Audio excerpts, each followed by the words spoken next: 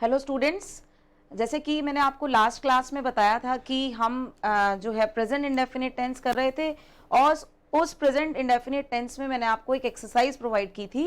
उस एक्सरसाइज को I hope that you have done, मुझे लगता है कि आपने कर लिया होगा। उस एक्सरसाइज को आज हम रिवाइज करेंगे। एक्सरसाइज को रिवीजन करने के बाद मैं आपको नेक्स्ट टेंस के बारे में इंट्रोड्यूस कराऊंगी। तो फर्स्ट जो हमारी एक्सरसाइज जो मैंने आपको प्रोवाइड की थी, अकॉर्डिंग टू मी आपका जो फर्स्ट सेंटेंस है, जैसे कि आपके सामने ही है, आपको बताया गया है कि फर्स्ट सेंटेंस ये हुआ कि if you dash heat ghee in winter it turns into liquid. So ये सिंपल प्रेजेंट की यानी कि प्रेजेंट इंडेफिनिट की एक्सरसाइज थी। तो इसमें मैंने आपको बताया कि फर्स्ट सेंटेंस जो है अकॉर्डिंग टू द स्ट्रक्चर्स, मैंने आपको बताया था स्ट्रक्चर क्या होते हैं प्रेजेंट इंडेफिनिट में, कि हमारे पास टू टाइप्स ऑफ नंबर्स होते हैं, singular number as well as plural number.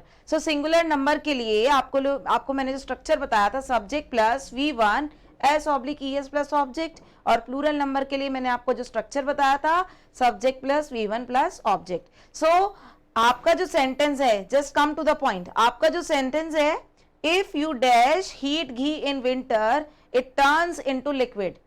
तो आपके इस सेंटेंस में मैंने आपको बताया था कि बेटा आपको क्या करना है, you have to find the adverb. आपको मैंने एक फंडा बताया था, you have to follow the funda. What was the funda? ASV, that was your funda. So A means adverb, S means subject and V means verb. आपको ये चीज याद रखनी है।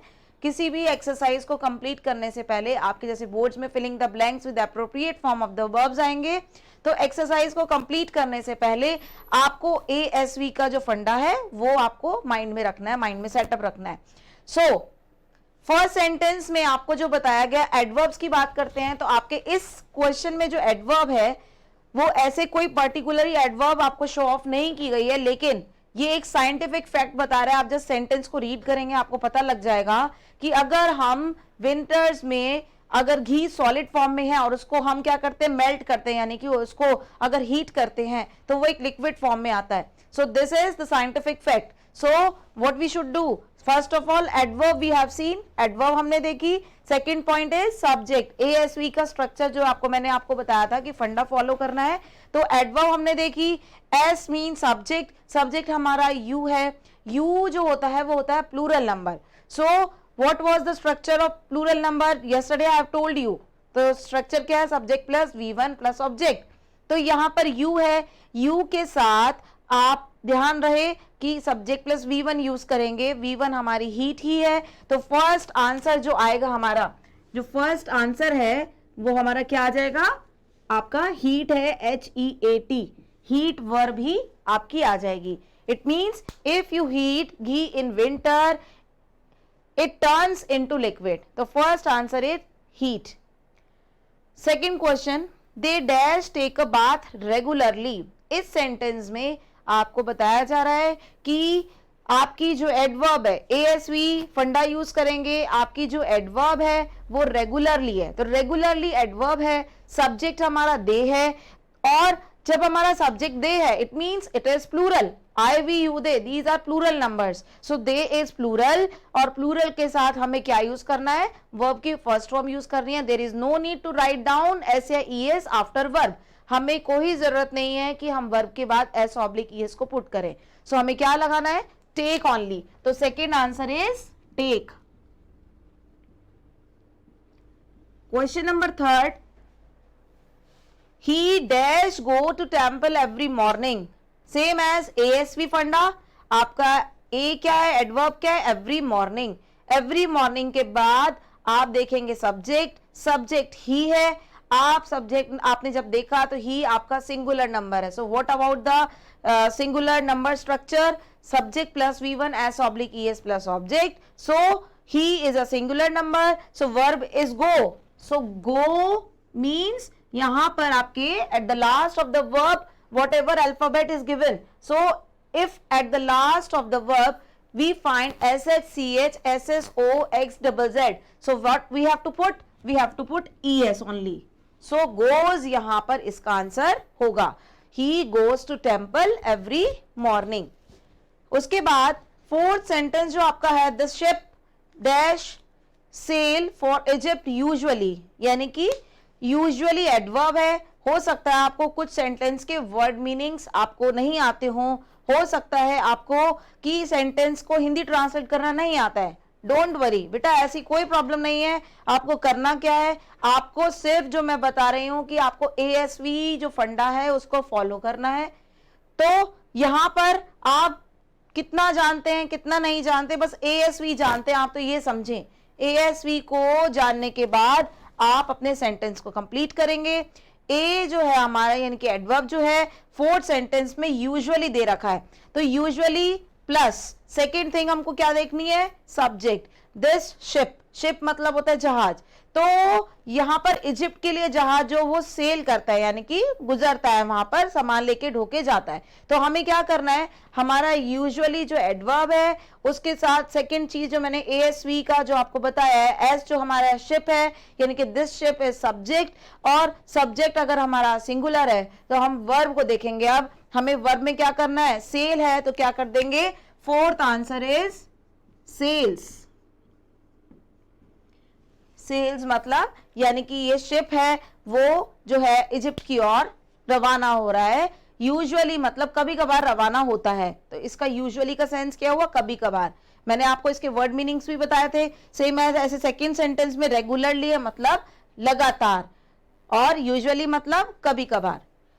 Next sentence, question number 5, our new house dash face to the east. इस sentence में आपको क्या करना है, आप इस सेंटेंस को ध्यान से देखें। Our new house face to the east, तो ये चीज जो है ये बात सही है कि हमारे नए घर का जो फेस है वो ईस्ट की ओर है, तो इसमें हम कुछ चेंज नहीं कर सकते। तो ये बिल्कुल फैक्ट हो गया कि हमारे घर का जो फेस है वो ईस्ट की ओर है।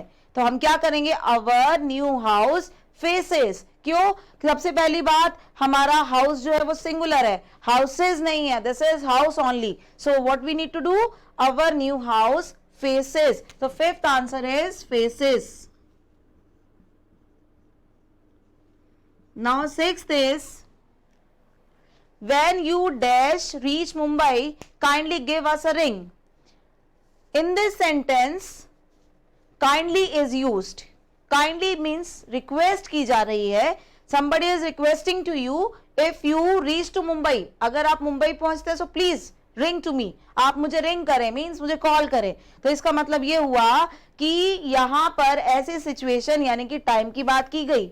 आपको मैंने बताया था कोई टाइम टेबल की बात की जाए, कोई शेड्यूल की बात की जाए, या कोई ऐसा आपको टाइम टेबल से इंट्रोड्यूस कराया जा रहा है या समय को बताया जा रहा है, सिंपल सा बोला जा रहा है कि अगर आप मुंबई पहुंचते हो तो कृपया करके मुझे रिंग करना। हम ऐसे जनरली बोलते भी हैं, अपनी लैंग्वेज में भी बोलते हैं, हिंदी लैंग्वेज में भी बोलते हैं। सेम एज ये सेंटेंस जो है उसी चीज से बिलोंग कर रहा है। तो हमें क्या करना है, when you reach मुंबई, हमें क्या करना है, हमें you के साथ reach आएगा क्योंकि you is a plural number and always with the plural number we use only first form of the verb. So what will be the answer, you reach, REACH. Now seventh number, seventh one is the sun dash in the west. आपके bracket में set है सन, ये जो चीज बताई जा रही है सन is a singular number.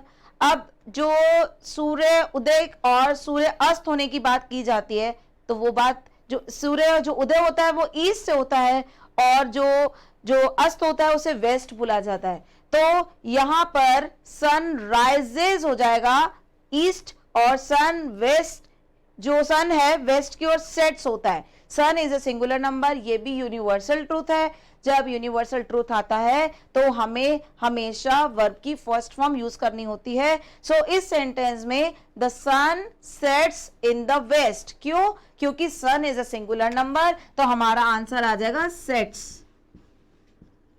Sun sets in the west. Next is eight sentence, the stars dash shine at night. इस सेंटेंस में बताया जा रहा है, ये भी यूनिवर्सल ट्रूथ है, और इस यूनिवर्सल ट्रूथ के लिए ये बताया जा रहा है कि जो तारे होते हैं वो रात को चमकते हैं। तो ये बिल्कुल सही है कि stars shine at night, star की बात नहीं हो रही, यहाँ पे स्टार्स है। पहली बात हमने ये देखा कि ये यूनिवर्सल ट्रूथ है। भाई जब हमें ये पता लग गया कि यूनिवर्सल ट्रूथ है तो आप बताएं क्या हो सकता है यहाँ पे आंसर। इसका आंसर जो एप्रोप्रिएट आंसर है द स्टार्स शाइन होगा, क्योंकि तारे बहुत सारी मात्रा में होते हैं, असंख्य मात्रा में स्टार्स होते हैं, तो स्टार्स के साथ शाइन यानी कि फर्स्ट फॉर्म का यूज कर लिया जाएगा, SHINE, shine. Next is 9th, he dash consult the dictionary occasionally. यहां पर इस सेंटेंस में बताया जा रहा है, मैंने आपको एक फंडा जो बताया था ASV, so we have to follow the funda ASV in this sentence also. So first is A means adverb. Adverb is what the adverb is here? Just think of adverb is occasionally. यहाँ पर adverb क्या है? Occasionally. Occasionally is a adverb. And what about the subject? Subject is he. So what is the subject? Subject is he. And he is singular number. And always remember with the singular number what we need to do, what will be the structure? Subject plus V1 S oblique ES plus object. So what is the subject? He, and verb is consult. So what the verb should be there? Consults, because he is a singular number here. CONSULTS, consults, because he is a singular number and the verb is consult and we have to put S. ES कहाँ use करते हैं? Where we have to use ES? ES वहां use किया जाता है जहां पे verb के लास्ट में SH CH SS O X double Z आए, तो वहां पे तो ES आ जाएगा। लेकिन अगर हम बात करते हैं कि इसके अलावा rather than these, हमें क्या करना है? S लगाना है सिंगुलर नंबर में ओनली, राइट। नेक्स्ट है 10th sentence, they dash not live here anymore. अब इस सेंटेंस में बताया जा रहा है कि यहां पर उनकी विश जो है, उनकी इच्छा क्या है। अगर कोई सेंटेंस विश से रिलेटेड आता है आपके पास तो आपको क्या करना है? तो भी आपको फर्स्ट फॉर्म यूज करनी है। तो इस सेंटेंस में भी विशिंग आ रही है कि they dash not live here anymore, वो यहां पर और ज्यादा नहीं रुकना चाहते हैं। तो यहां पे अगर इच्छा की बात आ गई तो इच्छा जब अपनी बताई जाती है, हम अपनी फीलिंग्स को एक्सप्रेस करते हैं तो भी प्रेजेंट फॉर्म को यूज करते हैं, यानी कि फर्स्ट फॉर्म को यूज करते हैं। So in this sentence they is plural number. So they, आप यहां पे ब्रैकेट में देख रहे हैं कि नॉट का यूज हो रहा है। सो नॉट जो है वो नेगेटिव सेंस को बता रहा है। तो बेटा मैंने आपको बताया था कि we have 4 types of numbers, we have 4 types of sentences and 2 types of numbers. So इसमें क्या है कि हमको जब बताना है, यहाँ पे मैंने आपको ब्रैकेट करके समझाया भी था, नेक्स्ट जो लास्ट क्लास थी उसमें मैंने आपको ये बताया था कि नेगेटिव सेंटेंस की जब बात आती है तो आपको ब्रैकेट में नॉट दे दिया जाता है। तो इससे कंफ्यूज होने की जरूरत नहीं है। नॉट अगर आ जाता है तो हमें सोचना है कि हमें हेल्पिंग वर्ब यूज करनी है। तो singular number and plural number, मैंने 2 हेल्पिंग वर्ब्स बताई थी आपको। सिंगुलर नंबर के लिए जो हेल्पिंग वर्ब बताई थी वो आपको मैंने बताई थी, सिंगुलर नंबर के लिए जो हेल्पिंग वर्ब थी वो डजंट यानी कि या डज नॉट प्लस V1, हमेशा हमें ये यूज करना होता है। और अगर हम प्लूरल नंबर की हेल्पिंग वर्ब की बात करें, प्लूरल नंबर की हेल्पिंग वर्ब क्या होती है? Do not plus V1। तो ये हमारी हेल्पिंग वर्ब्स होती हैं। सो यहाँ पर जो सेंटेंस दिया गया है हम देख रहे हैं कि ये एक ऐसा सेंटेंस है जो कि नेगेटिव में है और दे हमारा प्लूरल है, तो प्लूरल की वजह से हम डू नॉट प्लस V1 का यूज करेंगे।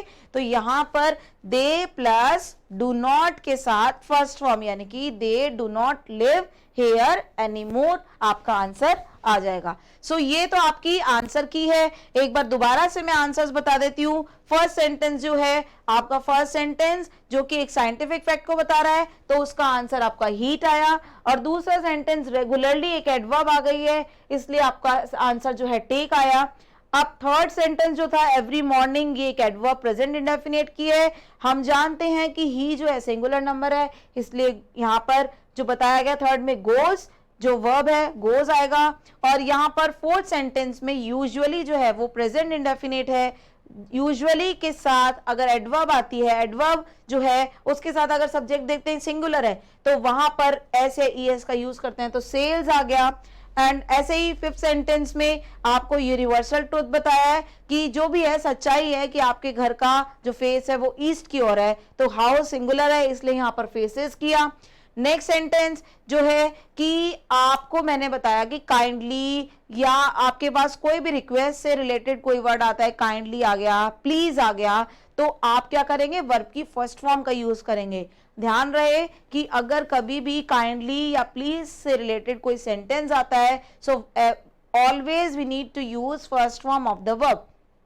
तो यहां पर क्या है, काइंडली दिया गया है, so this is the identification of present indefinite tense. So what we need to use first form of the verb because it is the sentence of present indefinite and just look at the subject, subject is only you, means you है यानी कि आपका ये plural number है इसलिए हम verb की first form का यूज करेंगे।